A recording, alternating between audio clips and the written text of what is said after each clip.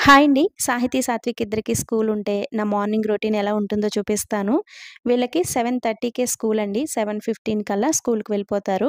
Morning టైమ్‌లో వాళ్ళ daddy తీసుకువెళ్తారు. వచ్చేటప్పుడు స్కూల్ వ్యాన్‌లో వచ్చేస్తారు. వీళ్ళిద్దరూ స్కూలుకి వెళ్ళే వరకు ఇంట్లో కొంచెం హడావిడిగా ఉంటుంది. వాళ్ళు స్కూలుకి వెళ్ళిన తర్వాత రిలాక్స్‌డ్‌గా కూర్చొని ఒక మంచి డీటాక్స్ వాటర్ గానీ, లేదంటే ఈ విధంగా ఒక మంచి కాఫీ గానీ తాగుతామండి. ఈరోజు బయట ఫుల్ మబ్బు పట్టి వర్షం పడుతూ అలా ఉందనమాట. క్లైమేట్ చల్లగా ఉంది. అందుకని కాఫీ తాగాము. రెగ్యులర్‌గా కాఫీ అయితే తాగమండి. ఎప్పుడైనా తాగుతామంతే. ఇంకా మార్నింగ్ బ్రేక్‌ఫాస్ట్‌లోకి నేనిక్కడ స్మూతీ ప్రిపేర్ చేసుకుంటున్నాను. నేను యూపీ వచ్చిన దగ్గర నుంచి రెగ్యులర్‌గా ఎక్కువగా మార్నింగ్ బ్రేక్‌ఫాస్ట్‌లోకి స్మూతీనే తీసుకుంటున్నాను.